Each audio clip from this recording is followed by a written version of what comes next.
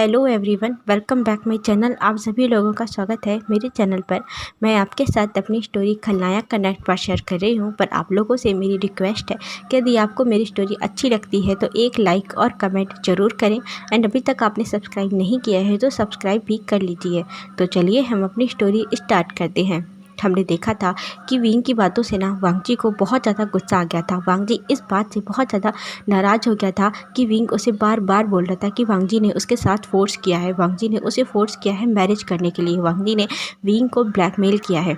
पर ये सारी बातें सुन करके वांगजी को ना जाने क्यों इतना ज़्यादा गुस्सा आ गया था कि वो विंग को फोर्स कर रहा था। अब उसे दिखाना चाहता था कि फोर्स, रियल फोर्स क्या होता है, फोर्स करना किसे कहते हैं। वांगजी यही कर रहा था, जिसकी वजह से ना वांगजी की जो रट है वो वांगजी अपने रट में आ गया था। वांगजी की रट भी ट्रिगर कर गई थी विंग की बॉडी को देख करके, और वांगजी इस समय अपनी रट में था। और वांगजी की रट की वजह से विंग की हीट भी ट्रिगर कर गई थी। विंग अपनी हीट में था और वांगजी अपनी रट में था। अब वांगजी विंग के साथ जो भी कर रहा था उसे बहुत ज़्यादा अच्छा लग रहा था। विंग फुल प्रेजर में था, उसे बहुत बहुत ज़्यादा अच्छा लग रहा था। वांगजी उसके साथ जो भी कर रहा था, उसकी बॉडी के साथ जो भी कर रहा था, उसे किस तरह किस कर रहा था, शक कर रहा था, वो सब कुछ विंग को बहुत ज़्यादा अच्छा लग रहा था। जिसकी वजह से ना विंग बहुत जल्दी ही रिलीज़ कर देता है। और विंग का जो लिक्विड जब वांगजी को अपने नीचे फील होता है तो वांगजी ना उसके लिक्विड को अपने हैंड में ले करके, और वो काफ़ी ज़्यादा स्टिकी था तो विंग को वो प्रिपेयर करने लगता है। पर विंग ने तुरंत वांगजी को सडनली रोका। वो उठ करके बैठा और वांगजी को उसने रोका और वांगजी को वहीं साइड बेड पे उसने लेटाया और विंग उसके ऊपर आ गया। अब विंग ना वांगजी की बॉडी को वो बहुत ही ज़्यादा इंटीमेटली उसे टच कर रहा था, जिससे कि वांगजी का जो अल्फ़ा था वो उसे बहुत ज़्यादा अच्छा लग रहा था। और वांगजी विंग के साथ और भी ज़्यादा वाइल्ड होना चाहता था, बहुत ज़्यादा। तो वांगजी को अब रिग्रेट हो रहा था, क्योंकि वांगजी ने विंग के हैंड को ना खोल दिए थे। जो उसने हैंड अपनी टाई से विंग के बांधे थे, उसने उसके हैंड को ना अब खोल दिया था, जिसकी वजह से विंग अब पूरी तरह से फ्री था। और वो वांगजी के बॉडी के ऊपर ना अपने हाथों को फहरा रहा था और वांगजी को वो बहुत ज़्यादा वाइल्डली किस कर रहा था और उसकी बॉडी को बाइट कर रहा था। वांगजी विंग की हीट इतनी ज़्यादा, वो विंग अपनी हीट में था कि वो उसकी वांगजी की बॉडी को ना वो बहुत ज़्यादा बाइट कर रहा था, वो किस नहीं कर रहा था। वो किस करते करते अचानक ही इतना ज़्यादा वो ज़्यादा वाइल्ड हो जाता है। उसकी टीथ वांगजी की बॉडी पे बहुत ज़्यादा लग रही थी, जिससे कि वांगजी को बहुत प्लेजर भी फील हो रहा था और बहुत ज़्यादा पेन भी हो रहा था। वांगजी समझ सकता था कि विंग अपनी हीट में है और विंग अपने होश में नहीं है, जिसकी वजह से वो वांगजी की बॉडी को ना बहुत ज़्यादा हार्म कर रहा था। वांगजी विंग को बाइट कर रहा था पर उसकी बॉडी को वो नुकसान नहीं पहुंचा रहा था, पर विंग वांगजी को ना नुकसान पहुंचा रहा था। उसकी बॉडी को इतना ज़्यादा बाइट कर रहा था कि उसकी बॉडी से कहीं कहीं तो ब्लड आना ही स्टार्ट हो गया था। पर वांगजी अब बहुत ज़्यादा अराउज हो चुका था, वो पूरी तरह से रेडी था। जो विंग जब देखता है कि वांगजी अब पूरी तरह से रेडी हो गया है, तो वो ना वांगजी के लिप में जा कर के बहुत डीपली किस करता है, बहुत ज़्यादा डीप किस कर रहा था। और किस करते हुए ही ना वांगजी के ऊपर वो पूरी तरह से लीन्ड हो जाता है। और फिर वांगजी ना विंग को टर्न करता है, और फिर वांगजी अभी नीचे था और विंग उसके ऊपर था। उन लोगों ने अभी भी किस करना बंद नहीं किया था। वो दोनों ना फिर बहुत ही ज़्यादा वाइल्डली इंटीमेट होने लगते हैं। विंग के अंदर जैसे ही वांगजी एंटर करता है तो विंग को ना एक शार्प पेन होता है, बहुत ज़्यादा पेन होता है, क्योंकि विंग प्रिपेयर तो था पर विंग का ये फर्स्ट टाइम है। तो विंग के ना मुंह से ना एक चीख निकल आती है, और वो चीख इतनी ज़्यादा थी कि नीचे जो लोग वर्क कर रहे थे, सब वहाँ पर साफ़ सफाई सब सर्वेंट अपना काम कर रहे थे, वो भी ना सुनते हैं कि रूम में क्या हो रहा है। वो समझ सकते थे क्योंकि उनकी मोर्निंग, उनकी आवाज़, ये सब उन्हें फील हो रही थी। तो ये सब ना वो लोग समझ रहे थे। जब वांगजी विंग जैसी आवाज़ सुनती है तो उन्हें टेंशन हो जाती है कि कहीं ऐसा ना हो कि जो उनके बॉस हैं वो अपने स्वीट से ओमेगा को वो हार्म कर दें। अभी उनका वेडिंग का सेकंड डे है, फर्स्ट डे है, और वो फर्स्ट डे ही उन्हें ना कोई हार्म ना कर दे। इसी तरह से विंग और वांगजी बहुत ही ज़्यादा वाइल्डली वहाँ पर अपनी हीट और रट को स्पेंड करते हैं। ना ही विंग रुकने को तैयार था और ना ही वांगजी। कौन किस पे ज़्यादा वाइल्ड हो रहा था ये समझ में ही नहीं आ रहा था। वो दोनों लोग अपने ही प्लेजर में अभी बहुत ज़्यादा खोए हुए थे। तभी ना उनके जो विंग का जो फ़ोन है वो रिंग किए जा रहा था। तो विंग और वांगजी को फ़ोन तो पहले डिस्टर्ब कर रहा था, पर उन्होंने पूरी तरह से इग्नोर किया, क्योंकि फ़ोन की रिंग बार बार उनके ईयर में पड़ रही थी और वो दोनों इस समय अपने एक दूसरे की मॉर्निंग के अलावा और कुछ भी नहीं सुनना चाहते थे। वांगजी का नाम बस लिए ही जा रहा था और वांगजी ना विंग का नाम लिया जा रहा था और इन दोनों के बीच में उसके फ़ोन की रिंग ना उन्हें बहुत ज़्यादा डिस्टर्ब कर रही थी। तो काफ़ी देर तक फ़ोन रिंग करके अपने आप ही वो बंद हो जाता है और वो दोनों अभी भी बहुत ज़्यादा बिज़ी थे। तभी ना कुछ ही समय में फिर से वो फ़ोन रिंग करता है। वो उस फ़ोन की रिंग ना 3 से 4 बार आती है। तो वांगजी को बहुत ज़्यादा गुस्सा आया।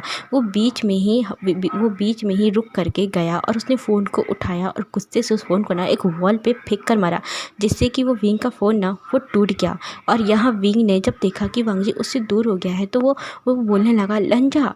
तो वांगजी ना तुरंत विंग के पास आ गया और वो विंग के बगल में ही आकर के लेट गया और बोलता है, बेबी मैं तुमसे दूर नहीं हूँ, मैं यहीं हूँ तुम्हारे पास ही।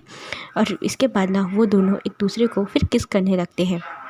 अब वो दोनों ना काफ़ी ज़्यादा टायर्ड हो गए थे, क्योंकि अब उन्हें ये सब करते हुए ना पूरे 4 घंटे बीत चुके थे और 4 घंटे से लगातार विंग और वांगजी अपना वर्क ही किए जा रहे हैं। वो बिल्कुल भी रुके नहीं थे, बहुत ज़्यादा बिजी थे एक दूसरे में। 4 घंटे तक वो दोनों इसी तरह इंटीमेट होते हैं तो वो दोनों बहुत ज़्यादा थक गए थे। खास करके वांगजी भी बहुत ज़्यादा टायर्ड था, क्योंकि वांगजी का जो ओमेगा है वो भी बहुत ज़्यादा वाइल्ड था और वो कोई वीक ओमेगा नहीं था। और विंग और वांगजी गहरी सांसें लेते हुए बेड पे वो रिलैक्स कर रहे थे और विंग ने वांगजी के चेस्ट पे अपने सर को रखा हुआ था और वो अभी इस कंडीशन में नहीं थे कि वो अपने आप को कवर भी कर पाते ब्लैंकेट से या फिर उठ के वो क्लीन कर पाते। वो दोनों बहुत ज़्यादा थक गए थे, क्योंकि ये वांगजी का भी फर्स्ट टाइम है और विंग का भी ये फर्स्ट टाइम था।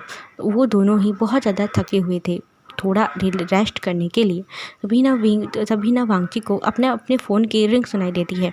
तो वांगजी ने अपना फ़ोन देखा और अपने फ़ोन को ना उसने उठा करके लॉक कर दिया, स्विच ऑफ कर दिया और बंद कर दिया। बंद करके उसने वहीं रखा। इसके वो धीरे धीरे विंग की बॉडी को वो फिर से ना फिर विंग की बॉडी को ना फिर से ना वो टच करने लगता है, अपने हैंड को उसकी बॉडी पर मूव कर रहा था। फिर विंग कहता है कि नो रंजा, मुझे बहुत बहुत ज़्यादा टायर्डनेस फील हो रही है और मेरी बॉडी भी ना बहुत ज़्यादा स्टिकी सी लग रही है, मुझे अच्छा नहीं लग रहा। तब विंग ना बहुत मुश्किल से ये बोल पाया था। तब वांगजी ने कहा कि अच्छा हाँ ठीक है, 1 मिनट।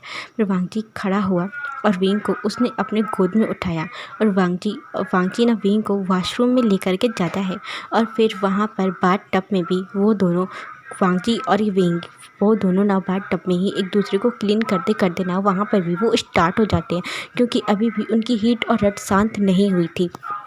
इसी तरह से पूरा दिन बीत जाता है बिना कुछ खाए पिए। विंग और वांगजी अभी अपने रूम में थे और उन्होंने कुछ भी नहीं खाया था सुबह से और वो दोनों एक दूसरे के साथ ही अपनी हीट और रट को स्पेंड किए ही जा रहे थे। अभी ना यहाँ पे जो हेड सर्वेंट थे हांसू, उनका नाम हांसू था, वो हांसू को उन्हें टेंशन हो रही थी, क्योंकि विंग और वांगजी ने कुछ भी नहीं खाया था और वांगजी का गुस्सा बहुत ज़्यादा तेज है। मतलब वांगजी का गुस्सा ना बहुत ज़्यादा आता है। तो वो सारे सर्वेंट ना जानते हैं यदि हमने इस समय जा करके अपने बॉस को डिस्टर्ब किया तो वो बहुत ज़्यादा नाराज़ हो जाएंगे और उनके साथ उनका ओमेगा है तो वो और भी ज़्यादा गुस्सा हो जाएंगे, क्योंकि इस घर में सारे सर्वेंट ही सब अल्फ़ा हैं, कोई भी ओमेगा नहीं है।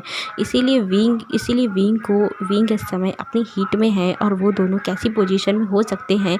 तो वो लोग ना सोच रहे थे कि वो क्या करें। तभी ना जो हांसू हैं वो हांसू ना एक कॉल करते हैं और वो कॉल करके शिचैन को सारी बात बताते हैं कि आपको यहाँ आना चाहिए और आपको अपने भाई और उनकी भाई की जो आपकी वाइफ है, जो भाई की जो वाइफ है उसे भी आपको सेव करना होगा, क्लीन करना होगा, उन्हें खाना पीना देना ही होगा, क्योंकि जो उनकी वाइफ है, हमारे जो लिटिल मास्टर है, वो बहुत ज़्यादा टायर्ड हो जाएंगे, थक जाएंगे। तो शिचैन ने जब पूरी बात सुनी कि विंग और वांगजी अपनी हीट और रट में आ गए हैं तो शिचैन को बिना बहुत ज़्यादा चिंता हो रही थी, क्योंकि वांगजी की जो रट है वो बहुत ज़्यादा ख़राब होती है। वांगजी अपनी रट में बहुत ज़्यादा वाइल्ड हो जाता है। तो शिचैन को ना विंग की फ़िक्र हो रही थी, क्योंकि विंग का ये फर्स्ट टाइम होगा जब वो अपने अल्फ़ा के साथ उसकी रट को स्पेंड कर रहा है। तो वहाँ पर सिचैन भी पहुँच जाता है, कहता है कि ठीक है मैं कुछ समय बाद आता हूँ। तो जो सिचैन है वो भी करीब अपना जो हॉस्पिटल का सारा वर्क फिनिश करके वो वहाँ पर वांग जी के मेंशन में पहुँच जाता है। वांग जी के मेंशन में सिचैन नहीं रहता, वो बहुत ही कम आता है, बहुत ज़्यादा कम। जब तक वांग जी को उसकी ज़रूरत ना हो वो उसके मेंशन में नहीं आता, क्योंकि सिचैन को ये सब पसंद नहीं है। वो बहुत ही सिंपल तरीके से ही रहना पसंद करता है और वो अपनी सैलरी जितनी कमाता है वो उतने में ही अपना पूरा खर्च उठाता है। सिचैन जब वांग जी के मेंशन में पहुँचे ना तो उसे बहुत ज़्यादा देर हो गई थी। वो जल्द से जल्द पहुँचना तो चाहता था, उसे बहुत ज़्यादा फ़िक्र भी हो रही थी। सबसे ज़्यादा उसे चिंता हो रही थी विंग की, क्योंकि वांग जी अपनी रट में था। उसने विंग को ज़्यादा हार्म तो नहीं कर दिया, पर हॉस्पिटल में ज़्यादा वर्क होने के कारण वो टाइम से पहुँच नहीं पाया। उसे वांग जी के यहाँ पहुँचने में समय हो गया था, इवनिंग हो गई थी। इवनिंग के करीब 7 से 7:30 बज चुके थे।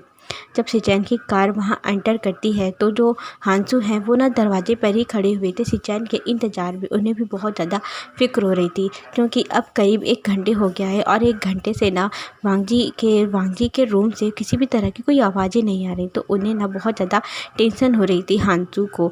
तो सिचैन जैसे ही कार से नीचे उतरे और वो तुरंत अपने हाथों में कुछ कुछ पैकेट भी लिए हुए थे, वो विंग के लिए और वांग जी के लिए कुछ मेडिसिन लेकर आए हैं, जिससे कि उनकी हीट और रट थोड़ा कंट्रोल हो पाए। तो सिचैन जैसे ही अंदर आते हैं उन्होंने सामने ही देखा कि वहाँ पर हांसू खड़े हैं। तो उन्होंने पूछा कि हांसू क्या हुआ, सब ठीक है ना? तो हांसू बोलते हैं कि बॉस मुझे ना बहुत ज़्यादा टेंशन हो रही है, अभी ना बॉस के रूम से किसी भी तरह की कोई भी आवाज़ नहीं आ रही है।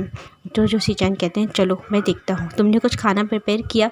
तो हांसू कहता है हाँ खाना तो रेडी कर दिया है, पर उन्हें दे कौन, मैंने उन्हें कुछ भी नहीं दिया और अभी भी बॉस ने और जो बॉस के ओमेगा है उन्होंने अभी तक कुछ भी नहीं खाया। तो सिचैन ने नोट किया और इसके बाद कहते हैं जाओ तुम जा कर के खाना लेकर के आओ, खाना लगाओ, मैं जा कर के वांग जी को खाना देता हूँ और मैं देखता हूँ कि क्या हुआ, सब ठीक तो है ना? सिचैन बहुत ज़्यादा चिंता में थे, टेंशन में थे। वो टेंशन लेते हुए रूम में जाते हैं और यहाँ पर हांसू ने फटाफट उनका खाना प्रिपेयर करा दिया था और खाना को ले करके हांसू भी उनके पीछे आता है, सिचैन के पीछे हुए आता है। और हांसू के पीछे ना 2 सर्वेंट और थी जो कि वो लेडीज़ थी, पर वो अल्फ़ा थी। तो वो दोनों भी उनके साथ में, उनके हाथों में खाना पानी सब कुछ था उनके मास्टर के लिए, उनके बॉस के लिए। तो वो लोग ले करके आ रहे थे। सिचैन ने उन्हें ना तो रूम से थोड़ा दूर ही खड़ा रहने के लिए कहा, क्योंकि वांग जी ने यदि उनके अल्फ़ा को देख लिया कि वहाँ पर कोई अल्फ़ा है और वो भी उसके रूम के पास में, क्योंकि अभी उसका ओमेगा हीट में है, तो वो ना पॉजिटिवनेस के कारण इन्हें हार्म भी कर सकता है। क्योंकि रट के दौरान जो अल्फ़ा है वो अपने ओमेगा के लिए बहुत ज़्यादा पॉजिटिव हो जाता है, बहुत ही ज़्यादा। तो सिचैन ने इसके कारण ना अब उन तीनों अल्फाज को पीछे ही खड़ा कर दिया था और सिचैन ने रूम को नॉक किया। सिचैन एक बार रूम नॉक करता है, अंदर से किसी तरह की कोई भी आवाज़ नहीं आ रही थी, बिल्कुल शांति थी, जैसे कि रूम में कोई अंदर हो ही ना हो। तभी सिचैन ने फिर वो थोड़ा और तेज़ी से नॉक करता है, थोड़ी ज़ोर से, और बोलता है वांग जी मैं आया हूँ। सिचैन ना बहुत ज़ोर से डोर को नॉक कर रहा था और आवाज़ लगा रहा था वांग जी मैं आया हूँ, तुम हो रूम में? वांग जी तुम लोग ठीक हो? तो जो सिचैन है कई बार आवाज़ लगा रहे थे, पर रूम से ना किसी भी तरह की कोई भी आवाज़ नहीं आ रही थी, बहुत ज़्यादा शांति थी, कोई आंसर ही नहीं दे रहा था। तो सिचैन को बहुत ज़्यादा टेंशन हो रही थी। तो सिचैन ने हांसू से पूछा कि क्या आपके पास इस रूम की कोई और की है? तो जो हांसू है वो ना घबरा रहा था और कहता है घबराते हुए कि नहीं मास्टर, हमारे पास कोई भी की नहीं है। तो सिचैन थोड़ा और ज़्यादा फ्रस्ट्रेट होते हुए और भी ज़्यादा परेशान होते हुए ना उन्होंने और ज़्यादा तेज़ी से नॉक करना स्टार्ट किया। और यहाँ पर जो विंग और वांग जी ना वो दोनों लोग ही काउच में बहुत ही पीसफुली सो रहे थे और उनका जो बेड है वो हमें दिखाया जाता है। उनका बेड पूरी तरह से मैसी था, इतना ज़्यादा डर्टी था कि उसमें तो कोई सोना तो क्या कोई बैठ भी नहीं सकता, इतना ज़्यादा वो डर्टी लग रहा था। इसलिए विंग और वांग जी ना वहाँ काउच में ही वो दोनों लोग, एक हल्का सा ब्लैंकेट था उसे डाल करके वो दोनों लोग ही वहाँ पर वो सो रहे थे। और यहाँ पर जो सिचैन है वो लगातार ही गेट को नॉक किए जा रहे थे और बोल रहे थे कि वांग जी डोर खोलो, मैं आया हूँ, वांग जी डोर ओपन करो। और जब वांग जी जो सो रहा था तो वांग जी को ना कुछ फील होता है कि जैसे कि कोई उसे बुला रहा हो। तो उसने बहुत गहरी नींद में था, बड़ी ही मुश्किल से उसने अपनी आँखों को ओपन किया और उसने बोला कि हाँ कौन है, क्या है, बहुत धीरे से बोला। पर अब सिंचान तो बाहर है, उन्हें कैसे सुनाई देगा। तो सिंचान ना और भी ज़्यादा तेज़ी से नॉक कर रहे थे, बोलते वांग जी डोर को ओपन करो वांग जी। वांग जी ने जब सुना कि उसकी ये गगा की आवाज़ है तो सिद्धो वांग जी ना थोड़ा परेशान हो गया, क्योंकि उसके गगा कभी भी उसके घर नहीं आते, आज उसके गगा यहाँ आए हुए हैं, ऐसी क्या बात हो गई। तो वांग जी ना उठने की कोशिश करता है, तब उसने देखा कि वांग जी के ऊपर ही विंग लेटा हुआ है और विंग विंग ने भी वांग जी को बहुत टाइट हक किया हुआ था, और उसका जो चेस्ट है, जो उसका सर है वांग जी के चेस्ट पे रखा हुआ था, और वो बहुत ही पीसफुली सो रहा था। और विंग और वांग जी ने अभी भी कुछ भी नहीं पहना हुआ था, वो लोग बस ऐसे ही इंटीमेट होते होते वो सो गए थे। जब वांग जी ने विंग को देखा तो उसके फेस में ना एक स्माइल थी, और विंग को देखते हुए उसे फिर से ना उसे किस करने का मन कर रहा था। तब वांग जी ने विंग के फोरहेड पे एक किस किया, और उसे ना बहुत ही संभाल के बहुत अच्छी तरह से वहाँ काउच पे उसने उसे लिटाया। और जब उससे लिटा करके वो अलग हो रहा था, तब उसने देखा कि अभी भी वो विंग के अंदर ही है। तो वांग जी थोड़ा शॉक था कि विंग को कहीं कोई परेशानी तो नहीं हो रही होगी ना, ऑफ कोर्स हो ही रही होगी। तो वांग जी ने बहुत ही ज़्यादा आराम से धीरे से, ताकि विंग को कोई प्रॉब्लम ना हो, उससे अलग होने की कोशिश की। तो वांग जी अलग तो हो गया, पर विंग ने किसी भी तरह की कोई हरकत नहीं की, जैसे कि उसे कोई प्रॉब्लम ही ना हो, कोई उसे पेन ना हो रहा हो, कुछ भी ना हो रहा हो। ऐसे इसी तरह से विंग ना बिल्कुल सीधे लेटा हुआ था। विंग की बॉडी ना बिल्कुल भी मूव नहीं कर रही थी। तो वांग जी को लगा कि विंग ना इतना ज़्यादा टायर्ड हो गया है और वो इतनी ज़्यादा गहरी नींद में है, तो कि उसे ना कुछ फील ही नहीं हो रहा। इसलिए वांग जी ने इतना ज़्यादा ध्यान नहीं दिया, और उसे हल्का सा एक ब्लैंकेट जो उसने खुद कवर करके रखा हुआ था, वही वाला ब्लैंकेट ना उसने विंग के ऊपर डाला। उसको उसके फोरहेड पे जो उसके हेयर आ रहे थे, उसके हेयर को कुछ थोड़ा पीछे किया उसके हेयर अपने हैंड से, और इसके बाद ना उसके फोरहेड पे एक किस किया। और फिर वहाँ से वो जा करके उसने ना एक बाथरोब था, लॉन्ग बाथरोब, उसने वो पहना, ऊपर से कवर किया खुद को। और क्योंकि बाहर ना बहुत ही ज़्यादा नॉक हो रहा था, बहुत ज़्यादा शोर आ रहा था, और जो उसके गगा हैं और उसके गगा के साथ में कुछ और भी आवाज़ें आ रही थी, जिसे ना वांग जी पहचानता है, ये उसी के घर के सर्वेंट है, ये उन्हीं लोगों की आवाज़ें हैं। तो वांग जी ना इसे सोच रहा था, कहता है कि ऐसा क्या हो गया है, बाहर ऐसा कौन सा भूकंप आ गया है जो कि सभी लोग इतना ज़्यादा चिल्ला रहे हैं और हमें यहाँ आराम भी नहीं करने दे रहे हैं। क्योंकि वांग जी भी बहुत ज़्यादा टायर्ड हो गया था, बहुत थक गया था।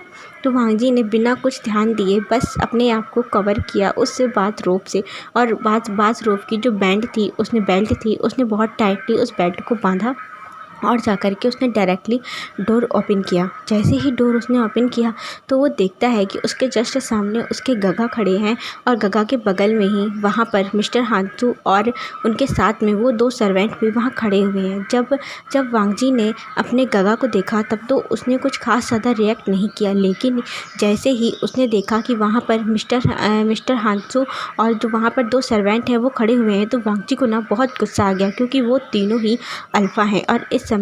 और इस समय ना विंग की जो ओमेगा फ्रेगनेंस है वो रूम से बाहर आ रही थी। विंग और वांग जी की जो इंटीमेसी के दौरान उनकी जो वांग जी की अल्फ़ा फ्रेगनेंस और विंग की ओमेगा फ्रेगनेंस जो मिक्स हो गई थी, इन दोनों की मिक्स फ्रेगनेंस ही ना रूम के बाहर बहुत ही तेज़ी के साथ आई, क्योंकि वांग जी ने जैसे ही डोर ओपन किया तो बहुत ही तेज़ी के साथ बाहर आई, तो उन लोगों के जो वहाँ पर खड़े हुए थे उन लोगों को वो हिट की। तो वांग जी ने जब घूर करके उन तीनों अल्फ़ा को देखा तो वो तीनों ना तुरंत दूर हो गए, और उसने वांग जी ने फिर अपने गगा से बहुत ही डीप और रूड वॉइस में बोलता है कि आप यहाँ क्या कर रहे हैं, आप मुझे इस तरह क्यों परेशान कर रहे हैं। तो जब उन्होंने देखा सिचैन ने वांग जी की तरफ कि वांग जी का जो आइज़ है ना वो बहुत ही ज़्यादा रेड थी गुस्से के कारण, और वो सोया भी नहीं था ठीक से, तो इसलिए भी उसकी आइज़ ना रेड थी। और वांग जी के नेक पे जहाँ पर बाइट मार्क करते हैं, जो ओमेगा है अपने अल्फ़ा को बाइट मार्क करते हैं, उस जगह से ना काफ़ी ज़्यादा ब्लड आ रहा था, क्योंकि विंग ने कितना ज़्यादा ब्रूटली वांग जी को मार्क किया है ये देखा जा सकता है। तो सिचैन यही देख रहे थे, और वांग जी के नेक में और उसके चेस्ट एरिया पे, क्योंकि वांग जी ने एक रोप को पहना हुआ था, बाथ रोप को, तो सामने से उसका चेस्ट एरिया भी ना काफ़ी रिवील हो रहा था। तो जब सिचैन ने ये सब देखा, क्योंकि उसके चेस्ट एरिया पे काफ़ी ज़्यादा बाइट मार्क नज़र आ रहे थे, जब सिचैन ने देखा तो उसने अपनी नज़रें नीचे झुका ली और अपने मन में कहता है कि मैं तो यहाँ ना अपने भाई के लिए सोच रहा था कि कहीं मेरे भाई ने अपने ओमेगा को हार्म ना कर दिया हो, लेकिन मुझे लगता है कि वो ओमेगा भी कुछ कम नहीं है। मेरे भाई का ओमेगा मेरे भाई से भी ज़्यादा वाइल्ड है, उसने मेरे भाई की ही क्या कंडीशन कर दी है। वो अपने नीचे सर झुका करके ना यही सोच रहे थे। और वांगजी बोलता है, गगा आप कुछ बोल क्यों नहीं रहे हैं, आप यहाँ कर क्या रहे हैं? तो शिनचैन ने तुरंत वांगजी की तरफ देखा और बोलते हैं, वांगजी तुम हीट में हो, तुम रट में हो, और तुम मुझे ना मिस्टर हान ने बताया कि तुम अचानक से रट में आ गए हो, इसलिए मैं यहाँ आया हूँ। तो वांगजी कहता है, गगा लेकिन अब मुझे आपकी ज़रूरत होती तो मैं आपको बुला लेता। तो क्योंकि वांगजी ना बहुत ज़्यादा रूड था, तो शिनचैन है वो कहते हैं कि हाँ वांगजी, तुम मुझे बुला लेते, लेकिन तुम अपनी रट में थे, तुम अपने होश में नहीं थे। तुमने विंग के बारे में सोचा है कि विंग की क्या कंडीशन होगी? तुम्हें मालूम है ना कि जब तुम आज से करीब कुछ समय पहले जब अपने रट में आए थे, 4 से 5 साल पहले रट में आए थे, और तुम्हारे रट को कंट्रोल करने के लिए हमने एक ओमेगा को भेजा था तुम्हारे पास, तो तुमने उस ओमेगा की जान ले ली थी। तुम रट में कितना ज़्यादा वाइल्ड हो जाते हो, बस यही सोच करके मैं सीधे चला आया, कहीं विंग को किसी तरह का कोई तुमने हार्म तो नहीं कर दिया। तो वांगजी ना और भी ज़्यादा गुस्से से बोलता है, अपने हाथों की मुट्ठी को दबाते हुए बोलता है, गगा वो मेरा विंग है, मेरा प्यार है, मेरी वाइफ है, मेरा ओमेगा है, मैं उसे कैसे हार्म कर सकता हूँ?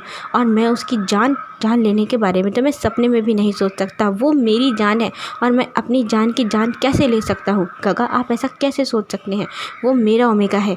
तो शिनचैन कहते हैं, जब देखा कि वांगजी का जो अल्फा है वो और भी ज़्यादा पॉजिटिव और भी ज़्यादा अग्रेसिव हो रहा है, तो शिनचैन ने वांगजी के शोल्डर पे अपने हाथों को कांपते हुए उसके शोल्डर पे हाथ रखा और बोलते हैं, हाँ वांगजी, माई डीडी, मैं जानता हूँ वो तुम्हारा ओमेगा है, लेकिन मुझे उसकी केयर है ना, मुझे फ़िक्र है उसकी, इसलिए मैं ना उसके बारे में सोच रहा हूँ।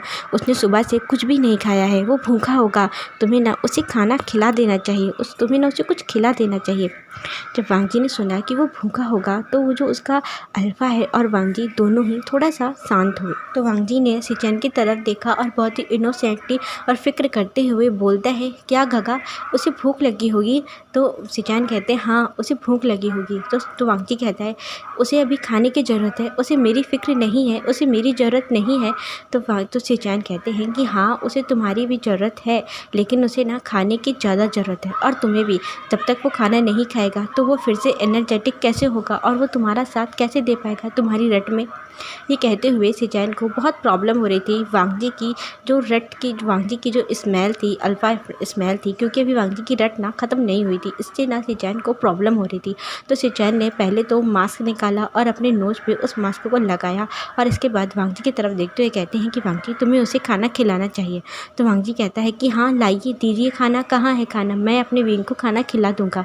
तो शिनचैन ने तुरंत मिस्टर हान से कहा कि वांगजी को खाना दो। तो मिस्टर हान ने वांगजी की तरफ खाने की प्लेट को बढ़ाया और वो ना वांगजी के रूम के पास को आने लगा। तो वांगजी ने घूर करके उनकी तरफ देखा और बोलता है, हांशू खबरदार, तुमने इस बॉर्डर रेखा को क्रॉस भी किया। तो हांशू ने वहीं रुक गया, और शिनचैन ने फिर खुद उस प्लेट को लिया और वांगजी से कहा कि वांगजी मैं खिला दूँ विंग को? तो वांगजी कहता है, नहीं गगा, मैं हूँ ना, मैं खिला लूँगा अपने ओमेगा को। वांगजी ने उनके हाथ से वो प्लेट ले ली और वो तुरंत अंदर जाने लगा। तभी शिनचैन ने वांगजी का हाथ पकड़ा और बोलता है, वांगजी तुम्हें ना अभी मेडिसिन की ज़रूरत है, तुम्हारे नेक से ब्लड आ रहा है। तो वांगजी कहता है, मुझे अभी सिर्फ विंग की ज़रूरत है, और विंग को मैं पहले विंग को खाना खिला दूँ, इसके बाद मैं कुछ और सुनूंगा। इतना बोलते हुए वांगजी रूम के अंदर चला गया, और वांगजी ने अपने रूम के डोर को बंद कर लिया ताकि उन्हें ना फिर से कोई परेशान न करे। वांगजी अंदर आया और अंदर आकर के उस प्लेट को उसने टेबल पे रखा, उस फूड की प्लेट को, और उसने विंग की तरफ देखा। विंग अभी भी ना बिल्कुल वैसा ही सीधा स्ट्रेट बिल्कुल लेटा हुआ था जैसा वांगजी उसे लिटा कर गया था। तब वांगजी आया और विंग के पास आकर के वो बैठा, उसी काउच में आके बैठा, और उसने विंग के चीक पे तो सबसे पहले एक किस की। इसके बाद फिर उसने विंग के फेस को देखा, तो विंग का फेस अभी भी ना बिल्कुल वैसा ही था, स्ट्रेट, कुछ भी नहीं था। वांगजी ने फिर विंग की लिप को देखा, जो कि उसके लिप थोड़ा स्वेली थे, काफ़ी ज़्यादा स्वेलन हो गई थी उसकी लिप में, और उसके लिप में काफ़ी ज़्यादा बाइट मार्क भी थे जो कि वांगजी ने उसे दिए थे। तो वांगजी ने उसके लिप में जा कर के हल्की सी अपनी फिंगर को फहराया और फिर उसके लिप में किस किया। विंग की जो ओमेगा फ्रेगनेंस है उसे बहुत अच्छी लग रही थी। फिर धीरे से उसके ईयर के पास आकर बोलता है, बेबी, हनी, विंग, तुम खाना खा लो, तुम्हें भूख लगी होगी।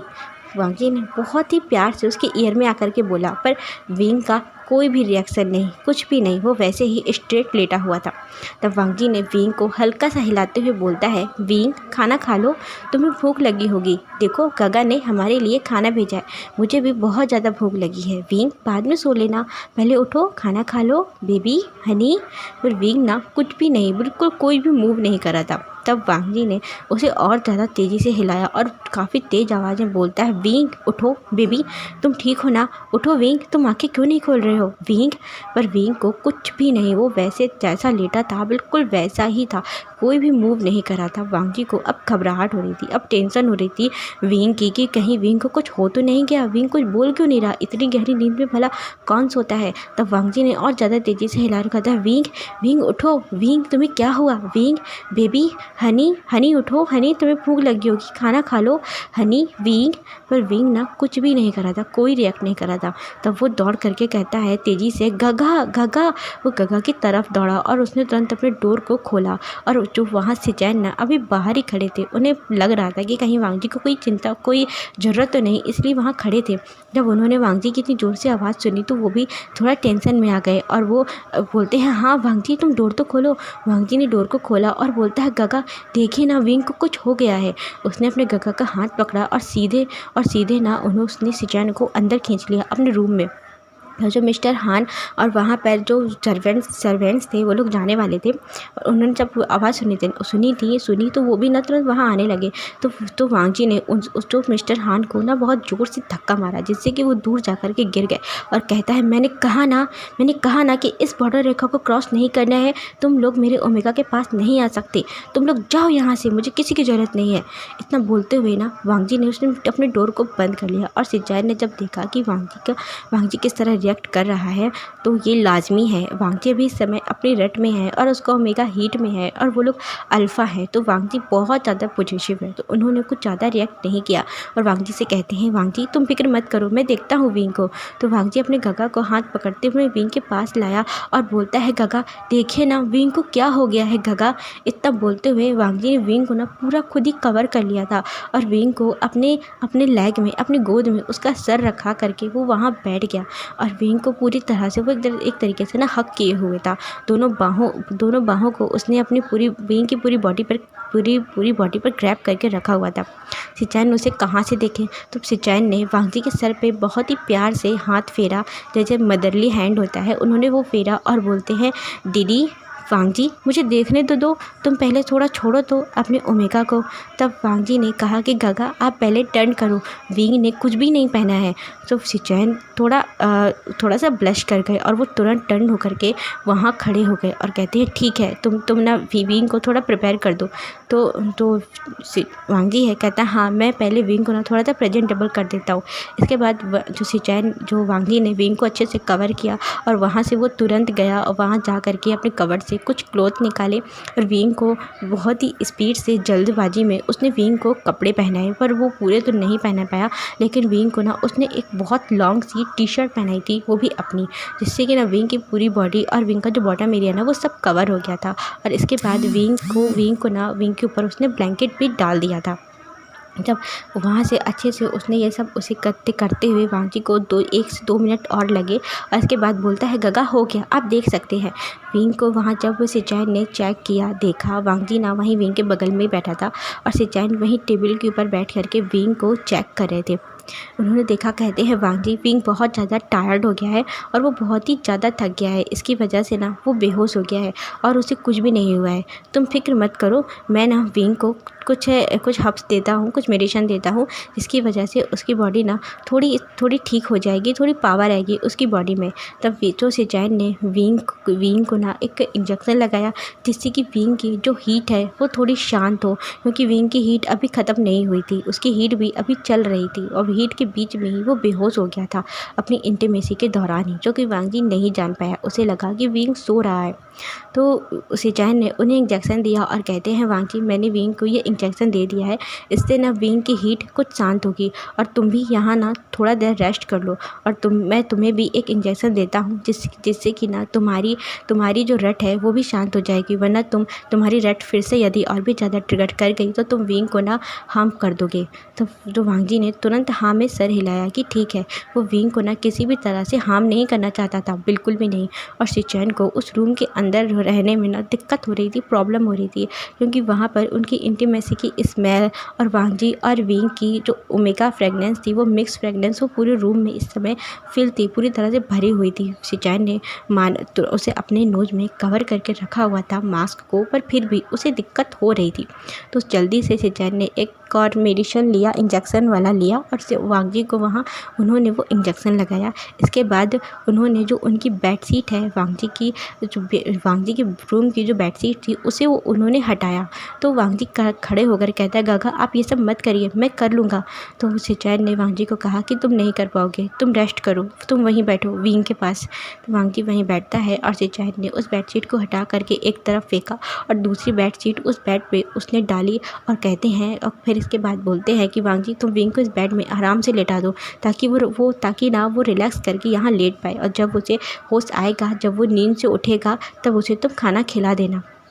तब वांग जी ने नोट किया। इसके बाद वांग जी ने विंग को अपने गोद में उठाया और वहाँ उसने उसे उस बेड पर लेटाया। और शिचैन कहते हैं कि मैं जा रहा हूँ, तुम यहीं पर विंग का ख्याल रखना। वो बाहर जाते हुए बोलते हैं, वांग जी विंग के साथ कुछ भी मत करना, वरना यदि तुम्हें खुद के ऊपर यकीन नहीं है कि तुम विंग का ख्याल रख पाओगे, अपनी रट पे तुम्हें बिलीव नहीं है, तो तुम इस रूम को छोड़ करके दूसरे रूम में जा सकते हो, और मैं विंग का ख्याल रख लूँगा। तो वांग जी ना बहुत ही पॉजिटिवली बोलता है, नहीं काका, मैं विंग का ख्याल रखूँगा, आई प्रॉमिस, मैं विंग को बिल्कुल भी हार्म नहीं करूँगा। इतना बोलते हुए वांग जी ने अपनी 3 फिंगर को ऊपर उठाया, अपनी प्रॉमिस करने के लिए कि हाँ मैं सच में विंग को बिल्कुल भी हार्म नहीं करूँगा, मैं कंट्रोल करूँगा खुद पे। तब शिचैन ने स्माइल की और कहते हैं, मुझे तुम पर बिलीव है, मुझे यकीन है कि तुम विंग को इतना प्यार करते हो कि तुम विंग को इस तरह हार्म नहीं करोगे। तो वांग जी ने नोट किया।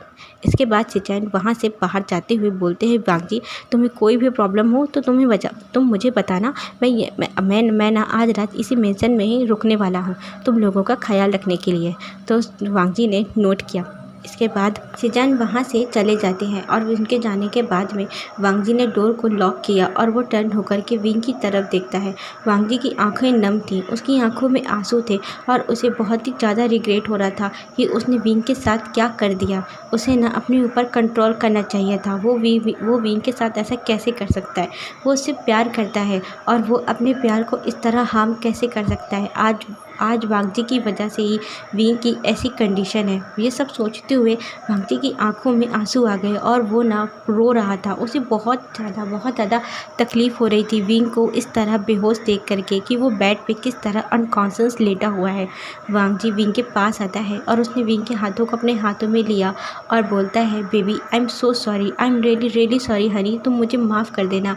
विंग, आज मेरी वजह से तुम्हारी ऐसी कंडीशन हो गई है। मुझे खुद के ऊपर बहुत ही ज़्यादा गुस्सा आ रहा है कि मैं ऐसे कैसे कर सकता हूँ, मैं तुम्हें फोर्स कैसे कर सकता हूँ, मैं तुम्हारे साथ फोर्सफुली इंटीमेट कैसे हो सकता हूँ। मैंने तुम्हें इतना ज़्यादा हार्म कर दिया। Wing, I am so sorry wing, I am really sorry, तुम मुझे माफ़ कर देना wing, I am so sorry. वो ऐसा बोलते हुए ना विंग के हाथों को बार बार किस किए जा रहा था, और बस वो उसे रोए जा रहा था। वांग जी बहुत ही ज़्यादा उसे पेन हो रहा था। उसे विंग को ऐसी कंडीशन में देख करके उसके हार्ट में बहुत ज़्यादा पेन हो रहा था। वो कुछ समय तक इसी तरह वो वांग जी विंग के पास बैठा रहता है, और उसकी आंखों से आंसू ना लगातार बहते जा रहे थे। और वो कहता है, जैसे ही विंग को होश आएगा मैं तुरंत उससे माफ़ी मांगूंगा। विंग मुझे जो भी पनिशमेंट देना चाहेगा मैं वो खुशी लूँगा। इतना बोलते हुए वांग जी थोड़ा देर तक वहाँ और बैठता है। फिर वहाँ से वो खड़ा हुआ, और खड़े होने के बाद वो कवर्ड के पास जाता है, और वहाँ जाकर उसने एक सेट क्लॉथ का निकाला, और वो वॉशरूम जा करके उसने हल्का सा एक वार्म वाटर से बाथ लिया, और फिर उसने उस क्लॉथ को पहना, चेंज करके रेडी होके वो आता है। और अब ना उसका हेड ना बहुत ज़्यादा भारी हो रहा था। उसे बहुत ज़्यादा नींद आ रही थी, क्योंकि जो शिचैन ने वांग जी की रट को कंट्रोल करने के लिए उसने जो इंजेक्शन दिया था, उससे ना उसे बहुत ज़्यादा नींद आ रही थी, जिसकी वजह से वांग जी वहीं विंग को देखता हुआ उसके बगल में ही वहाँ लेट गया।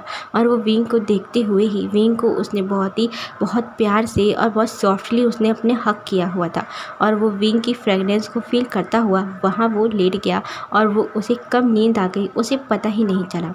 और हम यहाँ देखते हैं कि यहाँ पे जो वेंचाओ था वो बहुत ही ज़्यादा परेशान था। उसने दीवार पे अपना फ़ोन फेंक करके मारा और बोलता है कि बॉस ना कब से अपने फ़ोन को स्विच ऑफ करके रखा हुआ है और इस ऑफ़िसर के साथ क्या करना है उन्होंने तो ये बताया ही नहीं। अब मैं ही जा कर के सब कुछ बता दूँ उस ऑफ़िसर को, बोलूँ कि या फिर बॉस खुद बोलेंगे। उनका फ़ोन है तो लग ही नहीं रहा है। वो बहुत ज़्यादा गुस्से में था। तभी ना जो वेंचाओ है उसका जो असिस्टेंट है वो उसके पास आया और वो बोलता है कि बॉस आपको ना जो उनका असिस्टेंट है शुयांग, आपको उनसे बात करनी चाहिए। वो कुछ आपको बता सकते हैं कि बॉस कहाँ हैं और क्या करना है। तो वेंचाओ उठा और वेंचाओ ने एक ज़ोर से उसके थप्पड़ मारा और कहता है कि इतने देर से अपना मुंह बंद करके क्यों खड़े हुए हो? मैं 2 दिन से यहाँ परेशान हूँ, सुबह से परेशान हूँ कि बॉस का फ़ोन लगे, कुछ वो बताएं और तुम अब मुझे आइडिया दे रहे हो। इतना बोलते हुए ना जो वेंचाओ ने अपना दूसरा फ़ोन उठाया और उसने शुयांग को कॉल किया अपने सेकंड फ़ोन से और शुयांग को उसने सारी बात बताई कि बॉस ने उससे क्या कुछ कहा था करने के लिए। तो शुयांग कहता हाँ, मुझे सब कुछ पहले से ही पता है। तुमने उन लोगों का ख्याल तो रखा है ना? तुमने उसकी मदर और सिस्टर और जो जियांग चैंग है उसको तुमने खाना पीना दिया है? तो वेंचाओ कहता हाँ, मैंने उसे खाना पीना दे दिया है, लेकिन वो ऑफिसर ना बहुत ही ज़्यादा वाइल्ड है। वो बहुत ज़्यादा तेज़ है, वो कंट्रोल में ही नहीं आ रहा है। हम जब भी उसके पास जाते हैं वो सीधे हाथापाई पे उतर आता है, वो सीधे मारपीट करने लगता है। तो शुयांग कहता है कि हाँ, मैं जानता हूँ उसका ना खून ज़्यादा ही गर्म है। हो सकता है कि उसे ना पिटाई की ज़रूरत हो, पर हम उसे हाथ नहीं लगा सकते। बॉस का ऐसा ऑर्डर नहीं है, हमें उसे सिर्फ़ और सिर्फ रेडी करना है। तो जब तक बॉस की बात नहीं होती है तुम लोग उसका ख्याल रखो और मैं जा कर के देखता हूँ कि बॉस को क्या हुआ। तो वेंचाओ कहता है हाँ ठीक है, आप मुझे जल्दी से बता दीजिएगा। इतना बोल करके वेंचाओ ने फ़ोन कट कर दिया और शुयांग सोच रहा था कि बॉस का कॉल तो नहीं लग रहा है। मैं भी परेशान हूँ, आज बॉस की कितनी बड़ी मीटिंग है और बॉस कहाँ है? बॉस का अभी तक कोई कॉल भी नहीं आया। इतना सोचते हुए वेंचाओ अपने घर से निकलता है, अपनी कार पर बैठ करके वो निकल जाता है। शुयांग निकलता है वेंजी के मेंशन की तरफ। अच्छा गाइस, आज के लिए बस इतना ही। अब हम नेक्स्ट पार्ट फिर देखेंगे। आपको ये पार्ट कैसा लगा आप ज़रूर कमेंट करके बताइएगा। बाय।